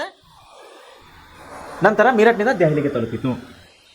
ಅವರು ಕೆಂಪುಕೋಟೆಗೆ ಪ್ರವೇಶಿಸಿ, ಕೆಂಪುಕೋಟೆ ಎಲ್ಲಿದೆ? ದೆಹಲಿಯಲ್ಲಿದೆ. ಕೆಂಪುಕೋಟೆ ಎಲ್ಲಿದೆ ವಿದ್ಯಾರ್ಥಿಗಳೇ? ದೆಹಲಿಯಲ್ಲಿದೆ. ಸೊ ಮೀರಟ್ನಿಂದ ಈ ಒಂದು ಸ್ವತಂತ್ರ ಸಂಗ್ರಾಮ ಎಲ್ಲಿಗೆ ಶಿಫ್ಟ್ ಆಗಿದೆ? ಈಗ ಎಲ್ಲಿಗೆ ಸ್ಪ್ರೆಡ್ ಆಗಿದೆ? ಎಲ್ಲಿಗೆ ಬಂದು ಹರಡಿದೆ? ದೆಹಲಿಯ ಕೆಂಪುಕೋಟೆಗೆ ಬಂದು ಮುಟ್ಟಿದೆ. ಇಳಿ ವಯಸ್ಸಿನ ಮೊಘಲ ದೊರೆ 2ನೇ ಬಹದ್ದೂರ್ ಶಾ. ಇಳಿ ವಯಸ್ಸಿನ ಅಂದ್ರೆ 18 ಬಿಲೋ ಅಂತ ಹೇಳಿ ಕರಿತೀವಿ ನಾವು. 18 ಬಿಲೋ ಅಂದ್ರೆ 18 ವರ್ಷಕ್ಕಿಂತ ಕಡಿಮೆ ಇದ್ದವರಿಗೆ ನಾವು ಇಳಿ ವಯಸ್ಸು ಅಂತ ಕರಿತೇವೆ. 18 ಇಂದ 35 ವರ್ಷದವರಿಗೆ ನಾವೇನು ಮಾಡ್ತೀವಿ? ಯುವಕರು ಅಥವಾ ಯೌವನ ಅಂತ ಹೇಳಿ ಕರಿತೀವಿ. 35ರಿಂದ ಮುಂದೆ 60-70 ಅವರ ಜೀವನ ಪರ್ಯಂತ ನಾವು ಏನು ಕರಿತೀವಿ? ಮುಪ್ಪಾವಸ್ಥೆ ಅಥವಾ ವಯಸ್ಸಾದವರು ಅಂತ ಹೇಳಿ ಕರಿತೀವಿ. ಸೊ ಬಾಲ್ಯಾವಸ್ಥೆ, ಪ್ರೌಢಾವಸ್ಥೆ ಮತ್ತು ಮುಪ್ಪಾವಸ್ಥೆ, ಈ 3 ಅವಸ್ಥೆಗಳು ಮನುಷ್ಯನ ಜೀವನದ ಅಂಗಗಳಾಗಿವೆ. ಇಲ್ಲಿ ಬಾಲ್ಯಾವಸ್ಥೆ ಅಂದ್ರೆ ಇಳಿ ವಯಸ್ಸು ಅಂದ್ರೆ ಬಾಲ್ಯಾವಸ್ಥೆ ಅಂದ್ರೆ 18 ವರ್ಷಕ್ಕಿಂತ ಕಡಿಮೆ ಅದಾನ ಇಲ್ಲಿ. ಯಾರು? ಮೊಘಲ್ ಚಕ್ರವರ್ತಿ 2ನೇ ಬಹದ್ದೂರ್ ಶಾ. ನೋಡಿ, ಇಳಿ ವಯಸ್ಸಿನ ಮೊಘಲ ದೊರೆ 2ನೇ ಬಹದ್ದೂರ್ ಶಾನು ಭಾರತದ ಚಕ್ರವರ್ತಿ ಎಂದು ಘೋಷಿಸಿದರು. ಯಾರು? ಭಾರತೀಯ ಸೈನಿಕರು. ಮೀರಟ್ಲಿಂದ ಬಂದರು ಇವರು. ಮೀರಟ್ ಸೇನಾಲಯದಿಂದ ಬಂದು ಏನು ಮಾಡಿದ್ರು ಇವರು? ದೆಹಲಿಗೆ ನುಗ್ಗಿಕೊಂಡ್ರು. ದೆಹಲಿಯಲ್ಲಿ ಎಲ್ಲಿ ನುಗ್ಗಿಕೊಂಡ್ರು? ಕೆಂಪುಕೋಟೆ ನುಗ್ಗಿಕೊಂಡ್ರು. ಕೆಂಪುಕೋಟೆಯಲ್ಲಿ ಯಾರಿದ್ರು? ಮೊಘಲ್ ಚಕ್ರವರ್ತಿ ಇತ್ತು. ಅವಾಗ ಮೊಘಲರ ಅರಸರು ಅಲ್ಲಿ ಆಳ್ತಾ ಇದ್ದರು. ದೆಹಲಿ ಸುಲ್ತಾನ್ ಒಂದು ನಾವು ಪಾಠದಲ್ಲಿ ಓದ್ಕೊತ ಬರ್ತಾ ಇದ್ದಾಗ ಮೊಘಲ್ ಚಕ್ರವರ್ತಿಗಳಲ್ಲಿ ಕೆಂಪುಕೋಟೆಯಲ್ಲಿ ಮೊಘಲ್ ಚಕ್ರವರ್ತಿ ಆದಂತ 2ನೇ ಬಹದ್ದೂರ್ ಶಾನ ಆಳ್ತಾ ಇದ್ದ. ಅವನು ಇಳಿ ವಯಸ್ಸನಾಗಿದ್ದ ಅಂದ್ರೆ 18 ವರ್ಷಕ್ಕಿಂತ ಕಡಿಮೆ ವಯಸ್ಸಂದ್ರೆ ಬಾಲಕನಾಗಿದ್ದಾಗ ನಮ್ಮ ಸೈನಿಕರು ಅಂದ್ರೆ ನಮ್ಮ ದೇಶದ ಸೈನಿಕರು ಅವನನ್ನು ತಂದು ಸಿಂಹಾಸನದ ಮೇಲೆ ಕುಂದಿರಿಸಿ ದೆಹಲಿಯ ಚಕ್ರವರ್ತಿ ಬಹದ್ದೂರ್ ಶಾನನು ಭಾರತದ ಚಕ್ರವರ್ತಿ ಎಂದು ಇವರು ಘೋಷಣೆ ಮಾಡಿಬಿಡ್ತಾರೆ ನಮ್ಮ ಸೈನಿಕರು. ಕಾರಣ ಮೀರಟ್ಲಿಂದ ಇವರು ಎಲ್ಲಿ ಬಂದು ಶಿಫ್ಟ್ ಆಗಿದ್ದಾರೆ? ದೆಹಲಿ ಬಂದು ಶಿಫ್ಟ್ ಆಗಿದ್ದಾರೆ ಸಿಪಾಯಿಗಳು. ಮುಂದೆ ನೋಡಿ, ಹಲವಾರು ಭಾಗಗಳಿಂದ ಇದು ವಿಷಯ ಅನ್ನೋದು ಹಿಂಗೆ ಎಲ್ಲ ಕಡೆ ಸ್ಪ್ರೆಡ್ ಆಗ್ತದೆ, ಎಲ್ಲ ಕಡೆ ಹೋಗ್ತಾ ಇದೆ ವಿಷಯ. ಮೀರಟ್ನಲ್ಲಿ ಹೀಗಾಗಿದೆ, ಬ್ಯಾರಕ್ಪುರ್ನಲ್ಲಿ ಹೀಗಾಗಿದೆ, ದೆಹಲಿನಲ್ಲಿ ಹೀಗಾಗಿದೆ ಅನ್ನೋಂಥ ವಿಷಯವು ಅಕ್ಕಪಕ್ಕದ ಕಡೆ ಎಲ್ಲ ಕಡೆ ಹರಡ್ತಾ ಇದೆ. ಹೀಗಾಗಿ ಹಲವಾರು ಭಾಗಗಳಿಂದ ಪ್ರತಿಭಟನಾ ನಿರತ ಸಿಪಾಯಿಗಳು ಡೆಲ್ಲಿಗೆ ಬರ್ತಾರೆ. ಸುತ್ತಮುತ್ತಲಿದ್ದಂಥ ಅಲ್ಲಿ ಚಿಕ್ಕ ಪುಟ್ಟ ಸೇನಾ ನೆಲೆಗಳಿದ್ದಂಥ ನಮ್ಮ ಭಾರತೀಯ ಸೈನಿಕರು ಏನು ಮಾಡ್ತಾ ಇದ್ದಾರೆ? ದೆಹಲಿಗೆ ಬಂದು ಮುಟ್ತಾ ಇದ್ದಾರೆ. ಇದರಿಂದಾಗಿ ಪ್ರತಿಭಟನೆಯು ತೀವ್ರ ಸ್ವರೂಪವನ್ನು ತಾಳಿತ್ತು. ಅಂದ್ರೆ ಪ್ರತಿಭಟನೆ ಅಂದ್ರೆ ಸ್ಟ್ರೈಕ್ ಅಂತ ಕರಿತೀವಿ ನಾವಲ್ಲ, ಸ್ಟ್ರೈಕ್ ಮೂಮೆಂಟು ಇಲ್ಲಿ ಸ್ಪೀಡ್ ಆಗಿ ಹೋಗ್ತಾ ಇದೆ. ನೋಡಿ, ಪ್ರತಿಭಟನೆ ಸ್ಟ್ರೈಕ್ ನಾವು ಕರಿತೀವಲ್ಲ, ಪ್ರೊಟೆಸ್ಟ್ ಅಂತ ಹೇಳಿ ನಾವೇನು ಕರಿತೀವಲ್ಲ, ಇಲ್ಲೇನಾಗ್ತದೆ, ಇದರಿಂದ ಪ್ರತಿಭಟನೆ ತೀವ್ರ ಸ್ವರೂಪವನ್ನು ತಾಳಿ ಕಾಡ್ಗಿಚ್ಚಿನಂತೆ ಪ್ರತಿಭಟನೆ ಏನಾಗ್ತದೆ, ದೆಹಲಿಯಿಂದ ಮತ್ತೆ ಮುಂದೆ ಕಾನ್ಪುರ್ ಮತ್ತು ಝಾನ್ಸಿಗಳಲ್ಲಿ ಹೋಗ್ತಾ ಇದೆ. ಎಲ್ಲೆಲ್ಲಿರಿ? ಕಾನ್ಪುರ್ ಮತ್ತು ಇನ್ನೊಂದು ಯಾವ್ದು, ಝಾನ್ಸಿಗಳಿಗೆ ಇದು ಸ್ವಾತಂತ್ರ್ಯ ಸಂಗ್ರಾಮನು ಸ್ಪ್ರೆಡ್ ಆಗ್ತಾ ಇದೆ. ನೋಡಿ, ಮೊದಲನೇದಾಗಿ ಪ್ರಾರಂಭ ಆಗಿದೆ ಇಲ್ಲಿ ಬ್ಯಾರಕ್ಪುರ್ ಸೇನಾ ನೆಲೆಯಲ್ಲಿ. ಬ್ರಿಟಿಷರ ಪ್ರಮುಖವಾದಂತಹ ಸೇನಾ ನೆಲೆಗಳು ಇವೆಲ್ಲ. ಬ್ಯಾರಕ್ಪುರ್ ಸೇನಾ ನೆಲೆ, ಮೀರಟ್ ಸೇನಾ ನೆಲೆ. ಬ್ಯಾರಕ್ಪುರ್ಲಿಂದ ಏನಾಯ್ತು, ಸ್ಪ್ರೆಡ್ ಆಗಿ ಬಂದೂಕುಗಳಿಗೆ ಕೊಬ್ಬಿನ ಅಂಶವನ್ನು ಹಚ್ಚಿದ್ದಾರೆ ಅಂತ ಗೊತ್ತಾದ್ಮೇಲೆ ಲೀಕೇಜ್ ಗೊತ್ತಾಗಿದೆ ಇಲ್ಲಿ ಬ್ಯಾರಕ್ಪುರ್ನಲ್ಲಿ. ಅಲ್ಲಿದ ಸೆಕೆಂಡ್ ಎಲ್ಲಿ ಗೊತ್ತಾಯ್ತು ಅವರಿಗೆ, ಎರಡನೇದಾಗಿ ಮೀರಟ್ ಸೇನಾ ನೆಲೆಯವರಿಗೆ ಗೊತ್ತಾಯ್ತು. ಮೀರಟ್ದವ್ರು ಏನ್ ಮಾಡಿದ್ರು, ರೊಚ್ಚಿಗೆದ್ದು ಎಲ್ಲಿಗೆ ಬಂದರು, ದೆಹಲಿಯನ್ನು ತಲುಪಕೊಂಡ್ರು. ದೆಹಲಿ ಬಂದು ಏನ್ ಮಾಡಿದ್ರು ಇವರು, ಕೆಂಪುಕೋಟೆಯಲ್ಲಿದ್ದಂತಹ ಮೊಘಲ್ ಚಕ್ರವರ್ತಿ ಎರಡನೇ ಬಹದ್ದೂರ್ ಶಾನನ್ನು ಭಾರತದ ಚಕ್ರವರ್ತಿ ಅಥವಾ ಭಾರತದ ಅರಸನ್ ಅಂತೇಳಿ ಇವರು ಘೋಷಣೆ ಮಾಡಿಬಿಟ್ರು. ಈ ವಿಷಯವನ್ನು ಡೇ ಬೈ ಡೇ ಅಂದ್ರೆ ದಿನದಿಂದ ದಿನಕ್ಕೆ ಬೇರೆ ಬೇರೆ ಕಡೆ ಸ್ಪ್ರೆಡ್ ಆಗ್ತಾ ಇದೆ. ಈ ವಿಷಯ ಹರಡ್ತಾ ಇದೆ. ಈ ಹರಡಿದ ಮೇಲೆ ಏನ, ಅಕ್ಕಪಕ್ಕದಂತಹ ನಮ್ಮ ಭಾರತೀಯ ಸೈನಿಕರ ಪಡೆಗಳಾದಂತಹ ಇಲ್ಲಿ ಕಾನ್ಪುರ್ ಮತ್ತು ಝಾನ್ಸಿ, ಇಲ್ಲಿ ಕೂಡ ವಿಷಯವನ್ನು ಮುಟ್ತಾ ಇದೆ. ಯಾವ ವಿಷಯ ಮುಟ್ತಾ ಇದೆ ವಿದ್ಯಾರ್ಥಿಗಳೇ? ಬಂದೂಕುಗಳಿಗೆ ಕೊಬ್ಬಿನ ಅಂಶವನ್ನು ಹಚ್ಚಿದ್ದಾರೆ. ಎಂತ ಕೊಬ್ಬಿನ ಅಂಶ? ಹಂದಿ ಮತ್ತು ಹಸುವಿನ ಕೊಬ್ಬಿನ ಅಂಶವನ್ನು ಬಂದೂಕಿಗೆ ಲೇಪನ ಮಾಡಿ, ಆ ಬಂದೂಕಿನ ಹೆಸರು ರಾಯಲ್ ಎನ್ಫೀಲ್ಡ್. ಸೊ ಹೀಗೆ ಹರಡ್ತಾಗಿ ಬ್ಯಾರಕ್ಪುರ್ನಿಂದ ಮೀರಟಿಂದ ಡೆಹಲಿಯಿಂದ ಕೆಂಪುಕೋಟೆಯಿಂದ ಮುಂದೆ ಎಲ್ಲಿ ಬರ್ತಾ ಇದೆ ಈಗ? ಕಾನ್ಪುರ್ ಮತ್ತು ಝಾನ್ಸಿಗೆ ಬಂದು ಹರಡಿದೆ. ಸೊ ವಿದ್ಯಾರ್ಥಿಗಳೇ, ತಾವು ಇಲ್ಲಿ ವಿಷಯವನ್ನು ಲಕ್ಷ್ಯ ಕೊಡಬೇಕು.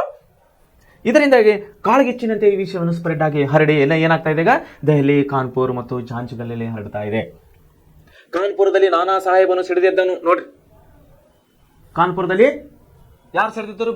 ಸ್ವತಂತ್ರ ಸಂಗ್ರಾಮಕ್ಕೆ ವಿರುದ್ಧವಾಗಿ, ಬ್ರಿಟಿಷರ ವಿರುದ್ಧವಾಗಿ ತಾತಾ ಟೋಪಿಯವರು, ನಾನಾ ಸಾಹೇಬರು ಇಲ್ಲಿ ವಿರುದ್ಧವಾಗಿ ಕಾನ್ಪುರದಲ್ಲಿ ವಿರುದ್ಧವಾಗಿ ನಿಲ್ತಾ ಇದ್ದಾರೆ. ಈತನಿಗೆ ತಾತಾ ಟೋಪಿಯ ಸಹಾಯಕನಾಗಿದ್ದನು. ಯಾರಿಗ್ರಿ? ನಾನಾ ಸಾಹೇಬನನ್ನು. ಇವರಲ್ಲಿ ಸ್ವತಂತ್ರ ಹೋರಾಟಗಾರರು, ಪ್ರಥಮ ಸ್ವತಂತ್ರ ಹೋರಾಟಗಾರರು ನಾನಾ ಸಾಹೇಬು ತಾತಾ ಟೋಪಿಯವರು. ಝಾನ್ಸಿಯಲ್ಲಿ ರಾಣಿ ಲಕ್ಷ್ಮೀಬಾಯಿ ಅವರ ನಾಯಕತ್ವದಲ್ಲಿ ದಂಗೆ ಉಂಟಾಯಿತು. ನೋಡ್ರಿ, ಈ ವಿಷಯ ಎಲ್ಲಿ ಗೊತ್ತಾಯ್ತ್ರಿ? ಝಾನ್ಸಿವರೆಗೆ ಕೂಡ ಮುಟ್ತು. ಝಾನ್ಸಿನಲ್ಲಿ ಯಾರು ರಾಣಿ ಇದ್ದಾರೆ? ಝಾನ್ಸಿ ಕಿ ರಾಣಿ ಅಂತೇಳಿ ನಾವು ಕೇಳ್ತೀವಲ್ಲ. ಕಿತ್ತೂರಿನ ರಾಣಿ ಯಾರು? ಚೆನ್ನಮ್ಮ. ಝಾನ್ಸಿ ಕಿ ರಾಣಿ ಲಕ್ಷ್ಮೀಬಾಯಿ. ನಮ್ಮ ವೀರ ವನಿತೆಯರು, ನಮ್ಮ ದೇಶದ ವೀರಾಗ್ರಣಿಯವರು, ಸ್ವತಂತ್ರ ಸಂಗ್ರಾಮದ ಕಣ್ಮಣಿಗಳು ಇವರು. ಕಿತ್ತೂರು ರಾಣಿ ಚೆನ್ನಮ್ಮ ಮತ್ತು ಝಾನ್ಸಿ ರಾಣಿಯವರು. ಏನಾಗ್ತದೆ ಇಲ್ಲಿ? ಝಾನ್ಸಿ ರಾಣಿಗ ನಾಯಕತ್ವದಲ್ಲಿ ಇಲ್ಲಿ ಝಾನ್ಸಿಯಲ್ಲಿ ಕೂಡ ಏನಾಗ್ತದೆ, ಬ್ರಿಟಿಷರ ವಿರುದ್ಧವಾಗಿ ದಂಗೆಯನ್ನು ಹೇಳ್ತಾ ಇದ್ದಾರೆ ಸೈನಿಕರು. ಕಾನ್ಪುರ್ ಏನಾಯ್ತು? ಬ್ರಿಟಿಷರ ವಶವಾದ ನಂತರ ತಾತಾ ಟೋಪಿಯು ಝಾನ್ಸಿ ರಾಣಿಯ ಸಹಾಯಕ್ಕೆ ಬಂದನು. ಇಲ್ಲಿ ಏನಾಗ್ತದೆ, ಅನೇಕ ಕಾಲಗಳಲ್ಲಿ ಅಲ್ಲಿ ಉಂಟಾದ ಗಲಭೆಯಿಂದಾಗಿ ಕಾನ್ಪುರ್ ಅನ್ನೋದು ಏನಾಗ್ತಾ ಇದೆ, ಇಲ್ಲಿ ಬ್ರಿಟಿಷರ ವಶ ಆಗ್ತಾ ಇದೆ. ಬ್ರಿಟಿಷರು ಕಾನ್ಪುರನ್ನು ವಶಪಡಿಸಿಕೊಡ್ತಾ ಇದ್ದಾರೆ. ವಶಪಡಿಸಿಕೊಂಡ ಮೇಲೆ ಕಾನ್ಪುರ್ನಲ್ಲಿದ್ದಂತಹ ಯಾರೀ ಮನುಷ್ಯ, ಯಾರೀ ಸ್ವತಂತ್ರ ಸೇನಾನಿ? ನಾನಾ ಸಾಹೇಬನವನು. ನಾನಾ ಸಾಹೇಬನು ಏನ್ ಮಾಡ್ತಾ ಇದ್ದಾನೆ? ಅಲ್ಲಿಂದ ಕಾನ್ಪುರ್ಲಿಂದ ಎಲ್ಲಿಗೆ ಶಿಫ್ಟ್ ಆಗ್ತಾ ಇದ್ದಾನೆ? ಅವನು ಝಾನ್ಸಿಗೆ ಬಂದು ಝಾನ್ಸಿ ರಾಣಿ ಲಕ್ಷ್ಮೀಬಾಯಿಗೆ ಇಲ್ಲಿ ಸಹಾಯಕ್ಕೆ ಬರ್ತಾ ಇದ್ದಾನೆ. ಯಾರು? ನಾನಾ ಸಾಹೇಬನು. ಸೊ ಈ ರೀತಿ ಡೇ ಬೈ ಡೇ, ದಿನದಿಂದ ದಿನಕ್ಕೆ ಸ್ವಾತಂತ್ರ್ಯ ಸಂಗ್ರಾಮದ ಚಳವಳಿಯನ್ನು ದೇಶದ ಎಲ್ಲ ಕಡೆ ಹರಡ್ತಾ ಇದೆ. ನೋಡಿ, ಪ್ರತಿಭಟನೆ ಕಾವು ಲಕ್ನೋವಿನಲ್ಲಿ ಉಂಟಾಯಿತು. ನೋಡಿ,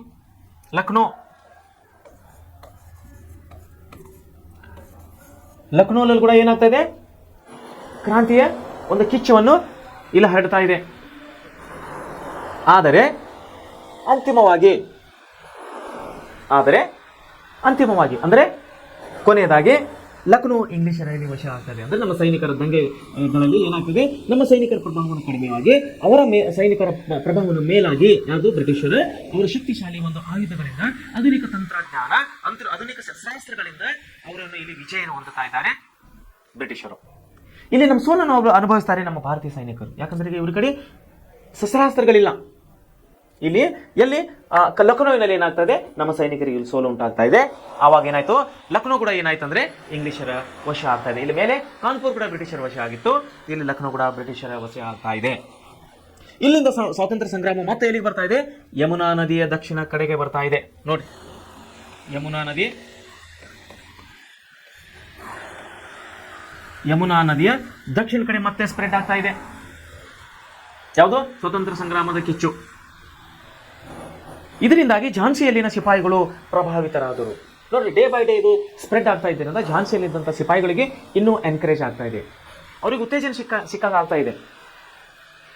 ಅವರು ತುಂಬಾ ಪ್ರಭಾವಿತರಾಗ್ತಾ ಇದ್ದಾರೆ ಸ್ವಾತಂತ್ರ್ಯ ಸಂಗ್ರಾಮದ ಚಳುವಳಿಯಿಂದ.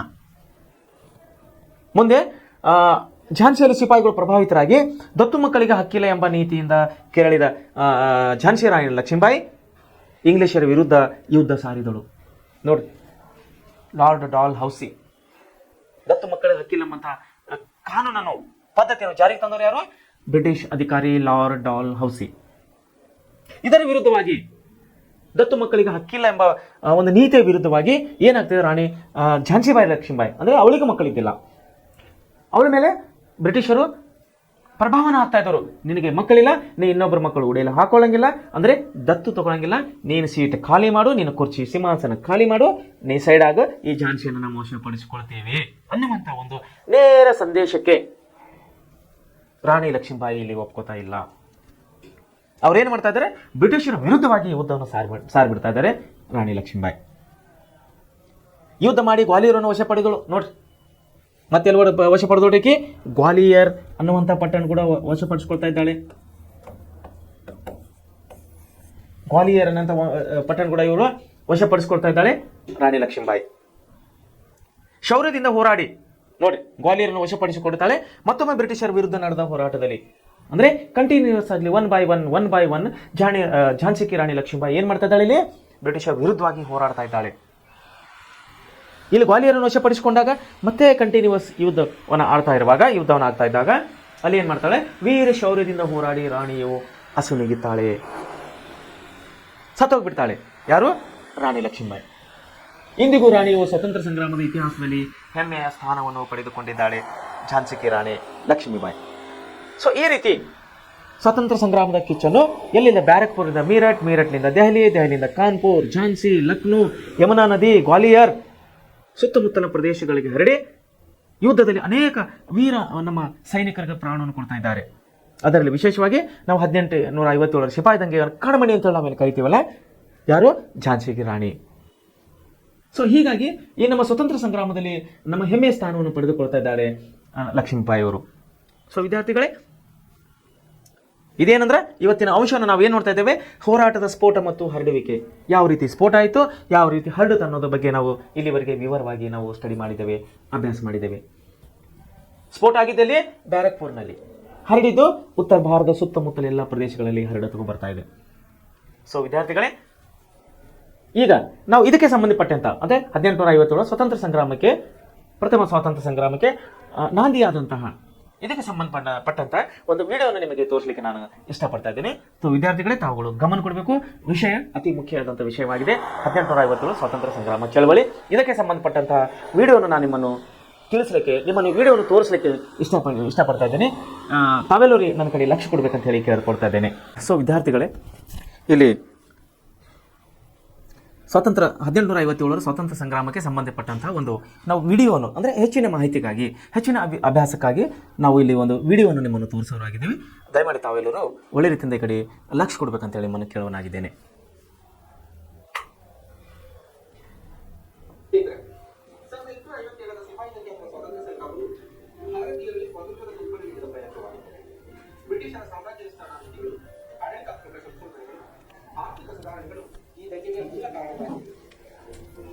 ದಂಗೆಯ ಪ್ರಮುಖ ಕಾರಣಗಳನ್ನು ನೋಡುವುದಾದರೆ 6 ಕಾರಣಗಳನ್ನಾಗಿ ವಿಂಗಡಿಸಬಹುದು. ರಾಜಕೀಯ ಕಾರಣಗಳು, ಆರ್ಥಿಕ ಕಾರಣಗಳು, ಆಡಳಿತಾತ್ಮಕ ಕಾರಣಗಳು, ಸಾಮಾಜಿಕ ಮತ್ತು ಧಾರ್ಮಿಕ ಕಾರಣಗಳು, ಸೈನಿಕ ಕಾರಣಗಳು ಹಾಗೂ ಕೊನೆಯದಾಗಿ ತಕ್ಷಣದ ಕಾರಣಗಳನ್ನು ವಿಂಗಡಿಸಬಹುದಾಗಿದೆ. ಮೊದಲನೇದಾಗಿ ರಾಜಕೀಯ ಕಾರಣಗಳನ್ನು ನೋಡುವುದಾದರೆ ಕ್ರಿಸ್ತಶಕ 1798ರಲ್ಲಿ ಲಾರ್ಡ್ ವೆಲ್ಲೆಸ್ಲಿಯು ಸಹಾಯಕ ಸೈನ್ಯ ಪದ್ಧತಿಯನ್ನು ಜಾರಿಗೊಳಿಸಿದ್ದಾರೆ. ಇದರಂತೆ ಬ್ರಿಟಿಷರು ಹಣಕಾಸಿಗಾಗಿ ನೆರೆಹೊರೆಯ ರಾಜ್ಯಗಳಿಗೆ ಸೈನಿಕ ನೆರವು ನೀಡುತ್ತಿದ್ದರು. ಈ ಒತ್ತಡಕ್ಕೆ ಸೈನಿಕರು ಬ್ರಿಟಿಷರ ಪರಮೋಚ್ಚಾಧಿಕಾರವನ್ನು ಬಯಸಿದರು. ಅವರ ಅನುಮತಿ ಇಲ್ಲದೆ ಯಾವುದೇ ಯುದ್ಧ ಮತ್ತು ಒಪ್ಪಂದಗಳನ್ನು ಮಾಡುವಂತಿಲ್ಲ. ಇದರಿಂದ ಸ್ಥಳೀಯ ರಾಜರು ತಮ್ಮ ಅಸ್ತಿತ್ವವನ್ನು ಕಳೆದುಕೊಳ್ಳುವಂತಾಯಿತು. ಈ ಪದ್ಧತಿಗೆ 1798ರಲ್ಲಿ ಹೈದರಾಬಾದಿನ ನಿಜಾಮ ಮೊದಲನೇ ಬಾರಿಗೆ ಸಹಿಯನ್ನಾಗುತ್ತಾನೆ. ಇದರ ವಿರುದ್ಧ ಸ್ಥಳೀಯ ರಾಜರು ಹೋರಾಟ ಮಾಡುತ್ತಾರೆ. 1848ರಲ್ಲಿ ಡಾಲೌಸಿ ಜರುಗಿದ ದತ್ತು ಮಕ್ಕಳಿಗೆ ಹಕ್ಕಿಲ್ಲ ಎಂಬ ನೀತಿಯು ದತ್ತು ರಾಜಕುಮಾರಕ್ಕೆ ಉತ್ತರಾಧಿಕಾರದ ಹಕ್ಕನ್ನು ನಿಷೇಧಿಸಿದರು. ಇದರ ಪ್ರಕಾರ 1848ರಲ್ಲಿ ಮಹಾರಾಷ್ಟ್ರದ ಸತಾರವನ್ನ, 1849ರಲ್ಲಿ ಜೈಪುರ ಮತ್ತು ಜಬಲ್ಪುರವನ್ನ, 1854ರಲ್ಲಿ ಝಾನ್ಸಿ ಮತ್ತು ನಾಗ್ಪುರವನ್ನು, ತಂಜಾವೂರು ಮತ್ತು ಆರ್ಕಾಟನ್ನು 1855ರಲ್ಲಿ ವಶಪಡಿಸಿಕೊಂಡರು. ಇದರಿಂದ ರಾಜ್ಯ ಕಳೆದುಕೊಂಡ ಸ್ಥಳೀಯ ರಾಜ್ಯಗಳು ಬ್ರಿಟಿಷರ ವಿರೋಧಿಗಳಾಗಿವೆ. ಎರಡನೇದಾಗಿ ಆರ್ಥಿಕ ಕಾರಣ. ಬ್ರಿಟಿಷರ ಮುಖಂದಾಯ ನೀತಿಗಳಾದ ಜಮೀನ್ದಾರಿ ಪದ್ಧತಿ, ರೈತವಾರಿ ಪದ್ಧತಿ ಮತ್ತು ಮಹಲ್ವಾರಿ ಪದ್ಧತಿಗಳು ರೈತರ ಮೇಲಿನ ಹೆಚ್ಚಿನ ತೆರಿಗೆ ವಿಧಿಸಿ ಭಾರತೀಯರನ್ನು ಕಷ್ಟಗೊಳಿಸಿವೆ. ಭಾರತೀಯ ಕರಕುಶಲ ವಸ್ತುಗಳ ಮೇಲೆ ಬ್ರಿಟಿಷರು ವಿಧಿಸುತ್ತಿದ್ದ ಹೆಚ್ಚಿನ ತೆರಿಗೆಯಿಂದ ಬೇಡಿಕೆ ಕಡಿಮೆಯಾಯಿತು. ಇಲ್ಲಿನ ಅತೃಪ್ತಿಯ ಒಕೆಯೂ ಕೂಡ ಕಾಣಿಸಲಾಯಿತು. ಬ್ರಿಟಿಷರು ತನ್ನ ಆಧುನಿಕ ಕೈಗಾರಿಕಾ ನೀತಿಯಿಂದ ರೈತರು ತಮ್ಮ ಜೀವನೋಪಾಯಕ್ಕಾದಂತಹ ಕೃಷಿ ಭೂಮಿಯನ್ನು ಕಳೆದುಕೊಳ್ಳಬೇಕಾಗಿದೆ. ಈ ಎಲ್ಲ ಬೇರ್ಕಂಡ ಕಾರಣಗಳು ಕೂಡ ಆರ್ಥಿಕ ದಿವಾಳಿತನವನ್ನು ತೋರಿಸುತ್ತವೆ. ಅದಕ್ಕಾಗಿ ದಾದಾಬಾಯಿ ನವರೋಜಿಯವರು ತಮ್ಮ economic drive, poverty and unBritish rule in India ಎಂಬ ಗ್ರಂಥದಲ್ಲಿ ಟೀಕಿಸಿದ್ದಾರೆ. ಈ ಎಲ್ಲ ಅಂಶಗಳು ಕೂಡ ದಂಗೆಗೆ ಕಾರಣಗಳಾಗಿದೆ. ಮೂರನೇದಾಗಿ ಆಡಳಿತಾತ್ಮಕ ಕಾರಣ. ಬ್ರಿಟಿಷ್ ಕಂಪನಿಯ ಆಡಳಿತಗಳಿಂದ ನಿರಂತರ ಭ್ರಷ್ಟಾಚಾರ ಮತ್ತು ತಾರತಮ್ಯ ನೀತಿಗಳು ದಂಗೆಗೆ ಪರೋಕ್ಷ ಕಾರಣವಾಗಿವೆ. ಸ್ಥಳೀಯ ಪೊಲೀಸ್ ಠಾಣೆ, ನ್ಯಾಯಾಲಯಗಳು ಬ್ರಿಟಿಷರು ಮತ್ತು ಭಾರತೀಯರಿಗೆ ಮತ್ತೊಂದು ನೀತಿಯನ್ನು ರೂಪಿಸಿಕೊಂಡಿದ್ದು, ಇದರಿಂದ ಬ್ರಿಟಿಷ್ ವಿರೋಧಿ ಭಾವನೆ ಮೂಡುತ್ತಾ ಹೋಯಿತು.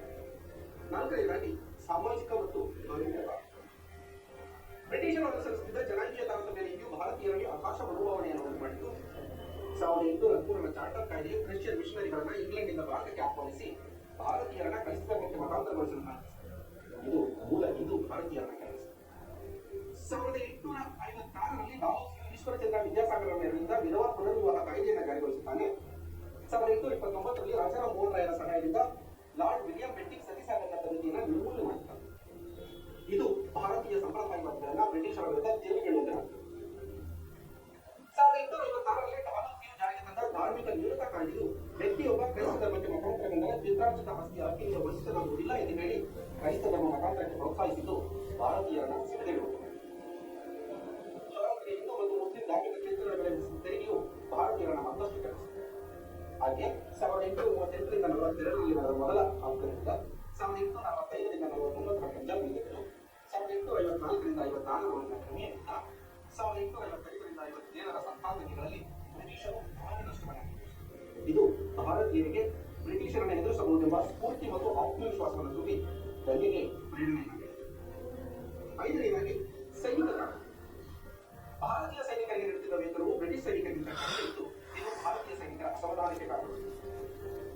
ಬ್ರಿಟಿಷರು ಅನುಸರಿಸುತ್ತಿದ್ದ ಅಪ್ರಸ್ತುತ ಬಡ್ತಿ ನೀತಿಯಿಂದ ಭಾರತೀಯ ಸೈನಿಕರಿಗೆ ಉನ್ನತ ಹುದ್ದೆಗಳು ಸಿಗುತ್ತಿರಲಿಲ್ಲ.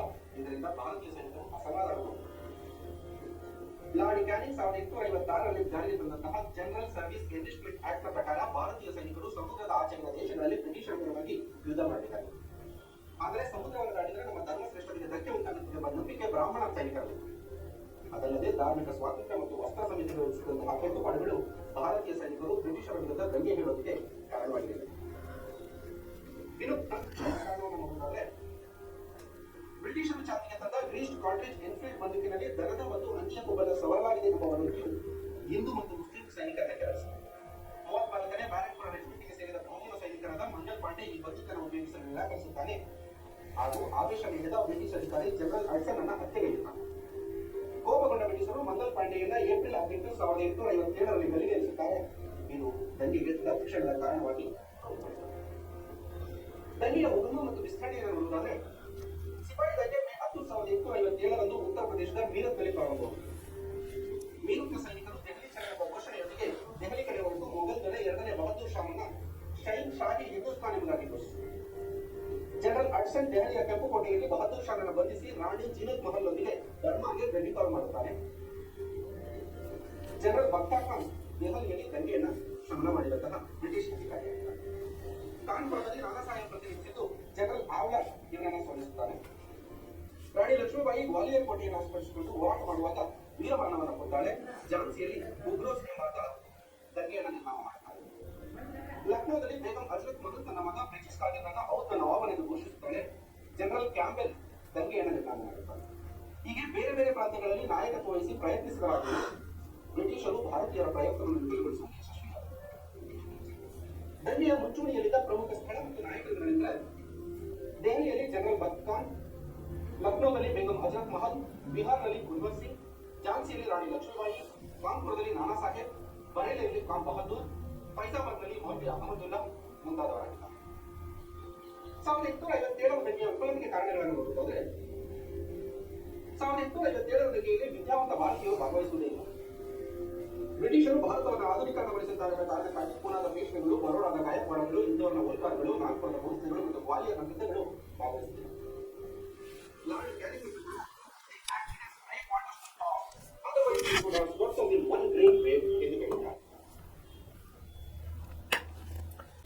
ಈಗ ನಾವು ಇಷ್ಟು ಹೊತ್ತು ನೋಡಿದ ಹಾಗೆ ಇಲ್ಲಿ ನೋಡ್ರಿ